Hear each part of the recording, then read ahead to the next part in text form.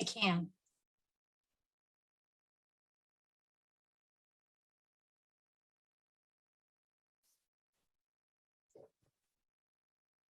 Okay, no problem.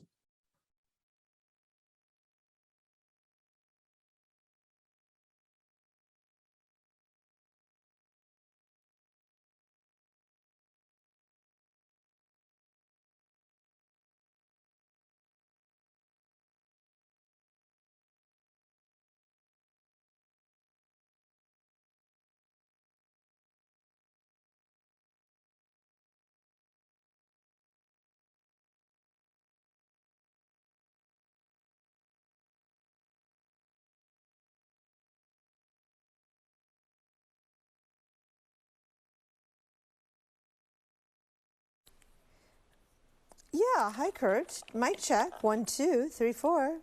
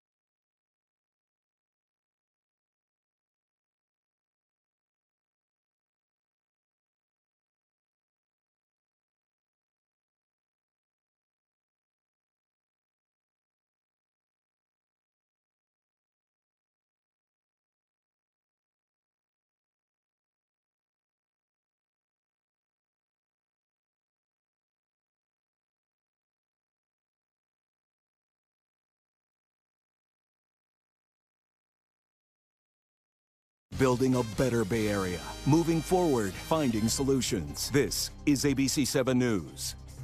Hi there, I'm Kristen Z. You're watching Getting Answers live on ABC7, Hulu Live, and wherever you stream. We ask experts your questions every day at 3 to get answers for you in real time. Today, we'll look at the United Nations Climate Change Summit, and we'll look into what could actually come out of the meeting of global leaders. California's Lieutenant Governor Eleni Kounalakis is there representing California, and she will be joining us live. We'll also talk about National Brush Day. Yeah, your teeth, right? The day after Halloween. And details on a gift card giveaway to celebrate. But first, Marin County is lifting its mask mandate for most public places. Masks are no longer required in indoor spaces such as restaurants, bars, shopping malls, and other retail establishments. They will still be recommended, though, and we should emphasize California and the federal government's mask requirements remain in effect for everyone at schools, in medical settings, and on public transit. Joining us now is Marin County's Public Information Officer, Lane Hendricks. Lane, good to see you. Thanks for having me, Kristen. Absolutely. So Marin is now the first county in the Bay Area to drop its indoor mask mandate. Explain what metrics Marin has successfully met that enabled your county to do this.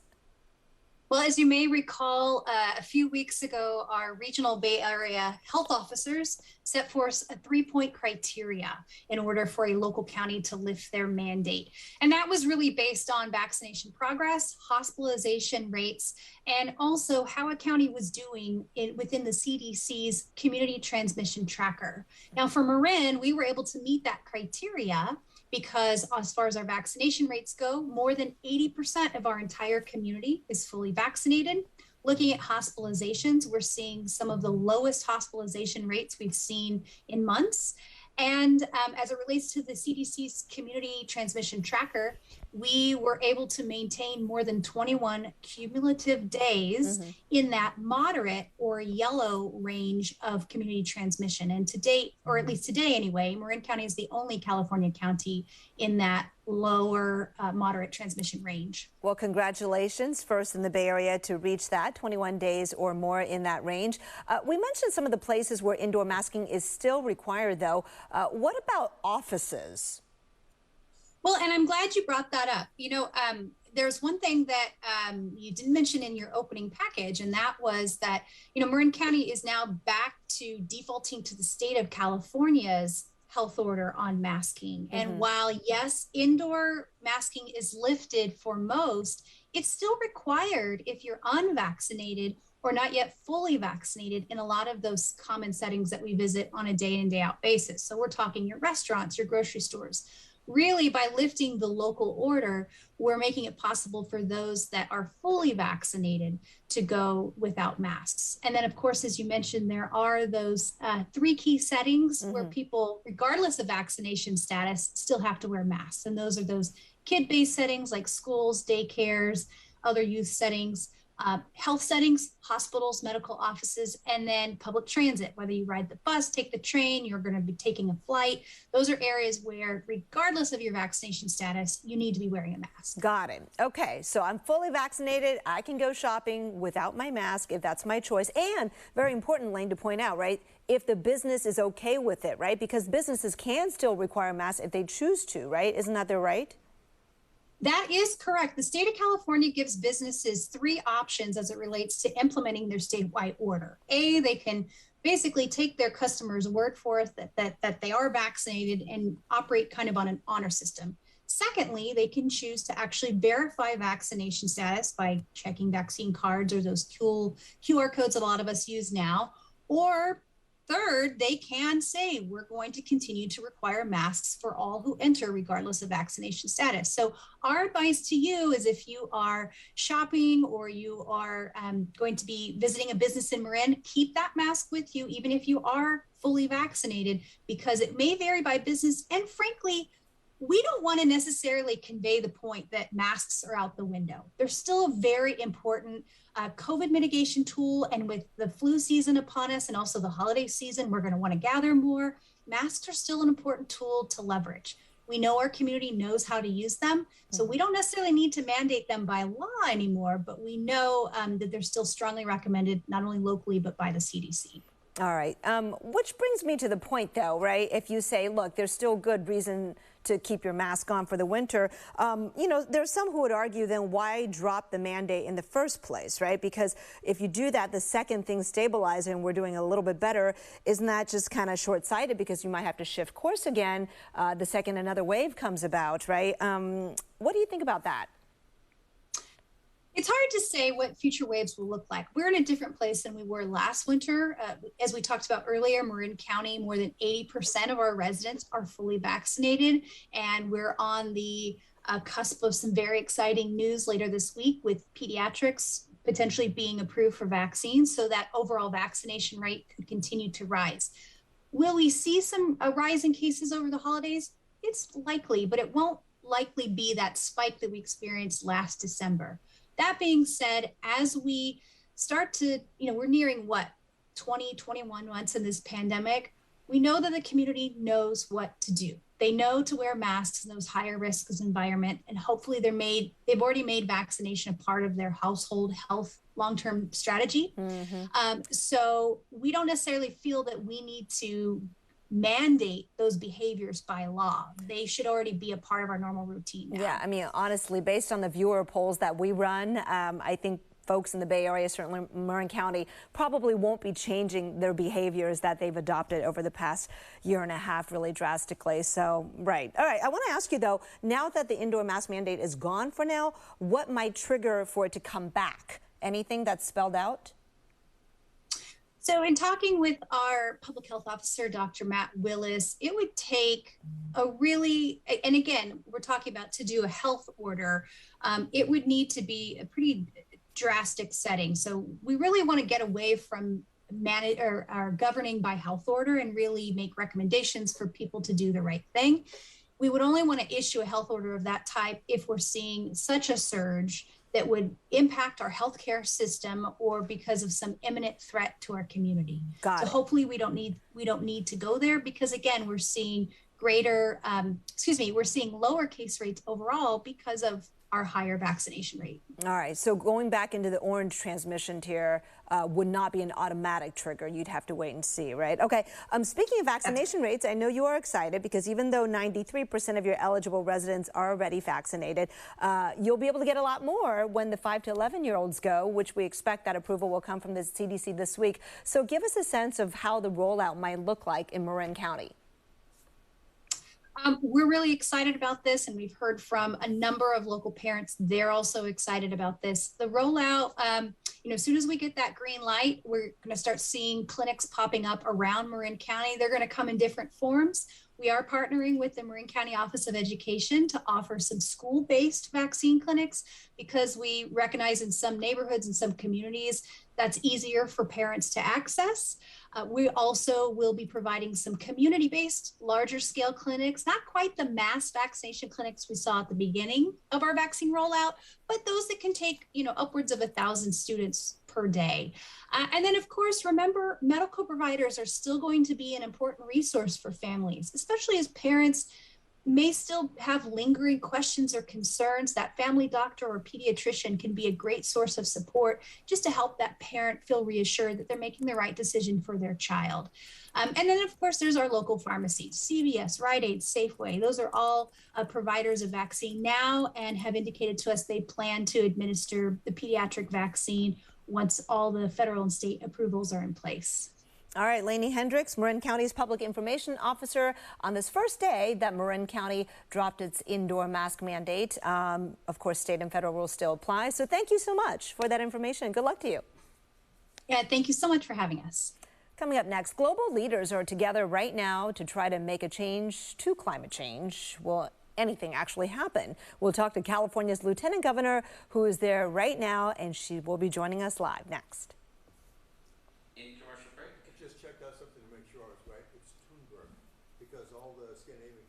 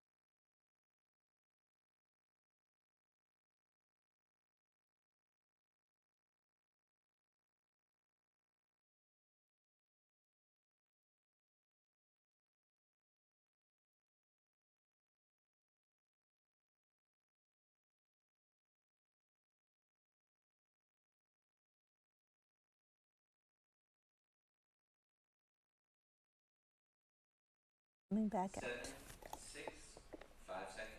4, 3, 2, 1. Global leaders, including President Biden, are in Scotland right now for the United Nations Climate Summit. They're joined at COP26 by scientists and activists, all trying to find solutions to the devastating problems we're already seeing brought on by climate change. California has a strong presence at the summit, led by our own Lieutenant Governor. Joining us now from Glasgow, Scotland, Lieutenant Governor Eleni Kounalakis. Thank you so much, Lieutenant Governor, for making the time. Thank you so much for having me. Good evening from Scotland. It's 10 o'clock there, right? I should probably let you go to sleep. I assume you have very full days there. Oh, I tell you, it's so exciting. Who can sleep? Okay, well, I'm glad to hear that. Look, the 2-week conference kicked off yesterday, but really today was the big day with speeches from heads of state, including President Biden. What was your takeaway from today? Well, the takeaway and the message from the United States is that the U.S. is all in. That was loud and clear. President Biden gave that message. So did Special Envoy John Kerry. So did Secretary of State Tony Blinken. They were all here, everyone sending the same message. And there's no question that the 190 heads of state who were here, because of course President Biden came to send the same message from the platform, they heard it loud and clear. Look, I know you are all working, the leaders are working to come up with a framework that everybody can agree on and bring home to and implement. But I want to just bring up, you know, there are protesters out there, and teen climate activist Greta Thunberg calls what folks are doing inside the meetings blah, blah, blah. She says inside COP, they're just politicians and people in power pretending to take our future seriously. Change is not going to come from inside. I assume you disagree with that. Tell us what you think is actually happening that will come out of it. Well, I think that Greta Thunberg is exercising in some ways the spirit of activism that San Franciscans know better than anyone. And we need to have the kind of civil society pressure to continue to hold world leaders accountable. Mm-hmm. California is way ahead of the game when it comes to taking real action to combat climate change. Our 2045 goals of being carbon neutral, everything we do, to the fact that we have half of the electric vehicles on the road in the United States are in California. We have a very high awareness and very high level of activation. The rest of the world, not everyone is the same. Not everywhere is the same. I think if Greta Thunberg saw the rest of the world taking the California standards, she would be very, very happy about that. So we're here representing California, a large delegation, to let people know that you can grow your economy and have a healthy economy while combating climate change and investing in renewable energy and clean tech. You know, this philosophy and what we've seen here in California, in that it's not a binary choice, that growing the economy can go hand in hand with green alternatives, better for the environment. Do you think that's true everywhere, though? Because what is true in California may not be true in all parts of the world, especially developing countries. I think it has to be true because we have no alternative. The climate of our planet is warming, and it is having devastating impacts. We feel it in California with the wildfires and the drought. But, my family's from Greece. I spend a lot of time there. Some of the profiles of the fires in Greece or Australia, other places, very, very similar. So the world is dealing with the impacts of a warming climate. I think if there's one big difference this year with the United States back at the table, is this real recognition that we have to do what we can. There's no more room for climate skepticism. It's real, it's upon us, and we only have really until the rest of the decade to get serious about the kind of actions that will keep warming under 1.5 degrees Celsius. And that is the threshold, right? We've got to keep to that. But I wonder if you feel like, look, this is the 26th such summit. Is there a real palpable sense that things are different this time, that there is more of a sense of urgency, that we can't just talk anymore? I think the real difference is that climate skepticism has melted away, and that what's left are people saying, okay, we know we have to act. what can we do, what is feasible. And again, President Biden's leadership is unequivocal. It's as if not only is the United States back in Paris, but we're coming roaring back. So his pledge is to reduce climate emissions in the country by 50 to 52% below levels that we saw in 2005. It's a very aggressive commitment, and he's allocated about $550 billion in the $1.7 trillion budget proposal that is being negotiated through Congress right now. That's about a third of all those stimulus dollars to go toward going into parts of the country that, as you say, it's harder for them to be able to have climate resiliency, and investing in those places. So it is possible, but more than anything, this is an existential crisis. And there is a level of awareness that I think that is represented at COP26 that is driving the conversation here. And again, California has been at this table leading the way for decades. So our participation and our voice is especially timely. Today, President Biden apologized on behalf of the U.S. for having pulled out of the Paris Accord, climate accord, before we came back in this year.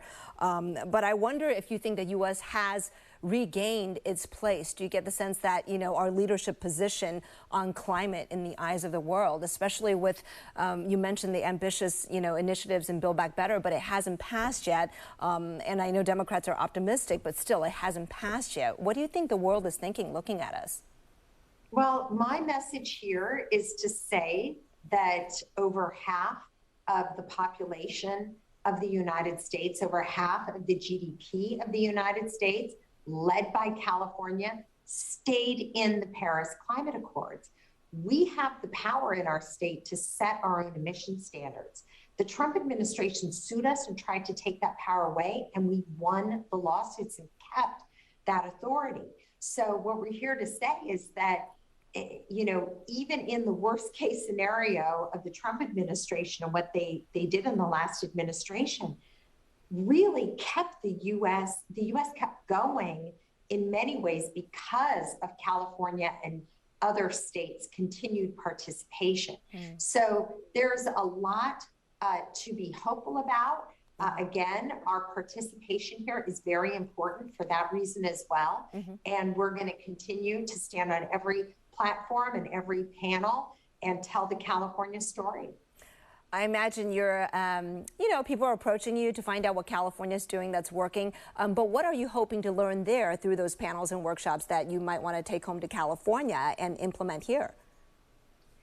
Well, what's really exciting, and it really is an incredible privilege to be here representing California, but in the pavilions, not every, but many countries have these booths and pavilions set up. Of course, the United States has one, but you can go and see what countries from around the world are experiencing and some of the innovations that they're advancing in their countries. And so places like Indonesia that are struggling because of the, you know, much of that country is at sea level. There are countries in Africa that are experiencing drought. All around the world, people are coming and telling their stories and sharing some of the innovations, but really binding together in an effort that is so far the largest effort to commit to reduction in emissions. So it's very impressive and very exciting. Eleni Kounalakis, California's Lieutenant Governor, leading our delegation at the COP26 summit. Thank you so much for your time, and I promise I'm going to let you go so you can get a little sleep and be all ready for tomorrow, a full day, no doubt. Thank you so much for having me. Thank you. Good night. All right, coming up now. ABC7 is committed to following all of the latest developments from COP26 and its impact on the Bay Area. You can find the very latest on our website, abc7news.com. And of course, we'll have more on the news at 4. All right, now that we've celebrated Halloween, it's time to celebrate an even more important holiday, National Brush Day. And there's a gift card giveaway happening today. We'll have those details next. In commercial break. All righty. Cool.